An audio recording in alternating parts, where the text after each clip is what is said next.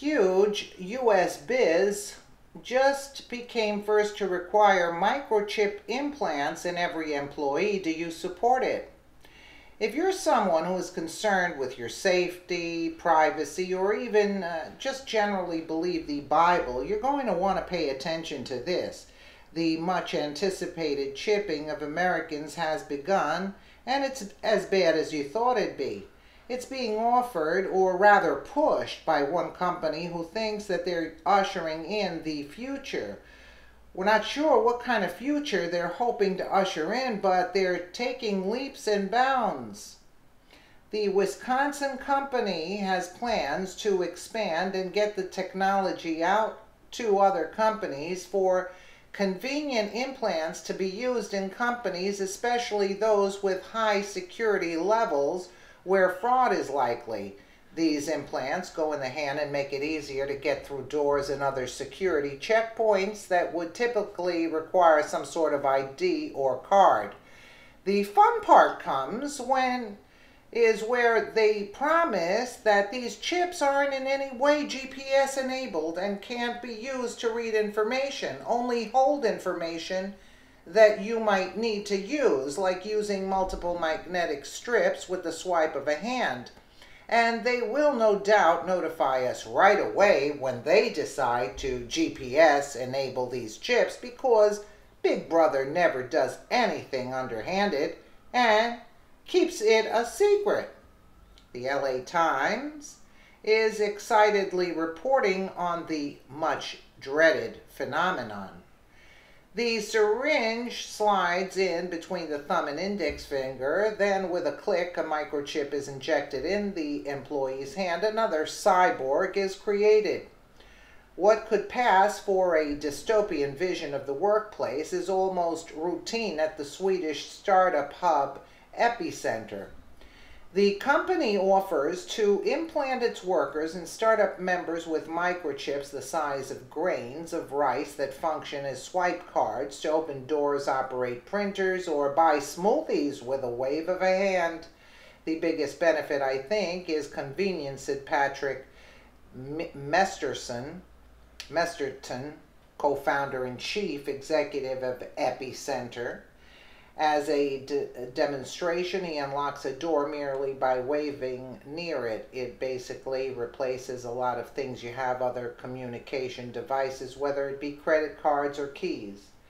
And as the most recent technology, it raises security and privacy issues. Although the chips are biologically safe, the data they generate can show how often employees come to work or what they buy. Unlike company swipe cards or smartphones, which can generate the same data, people cannot easily separate themselves from the chips. Of course, putting things into your body is quite a big step to do, and it was even for me at first, said Mesterton, saying he initially had his doubts. On the other hand, people have been implanting things into their body like pacemakers and stuff to control your heart, he said. That's a way more serious thing than having a small chip that can actually communicate with devices. Epicenter, which is the home of more than 100 companies and roughly 2,000 workers, began implanting workers in January of 2015. Now about 150 workers have the chips. A company based in Belgium offers its employees such implants, and there are isolated cases around the world in which tech enthusiasts have tried them out in recent years. Ben Liberton, a microbiologist at Stockholm's Karolinska Institute, said hackers could conceivably gain huge swaths of information from embedded microchips. The ethical dilemmas will become bigger and more sophisticated as, I guess, the microchips become. The data that you could possibly get from a chip that is embedded in your body is a lot different from the data that you can get from a smartphone, he says. Conceptually, You could get data about your health. You could get data about your whereabouts, how often you're working, how long you're working, if you're taking toilet breaks and things like that. It's disturbing. Well, and it goes on and on to say here, I want to be part of the future. She laughs.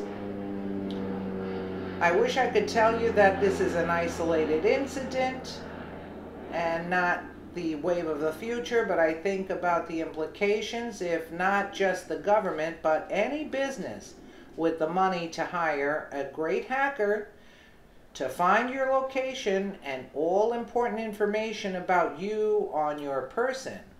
This is the kind of thing that's been a long time in the making and should be very scary to all of us.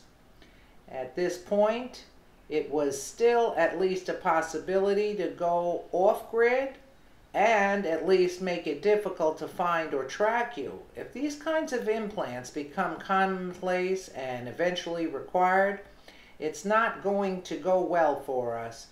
You might think that it's just not possible that they require things like this of us, but if you'll recall, things like driver's licenses and social security numbers weren't required at one time, but it's basically impossible to function without them now.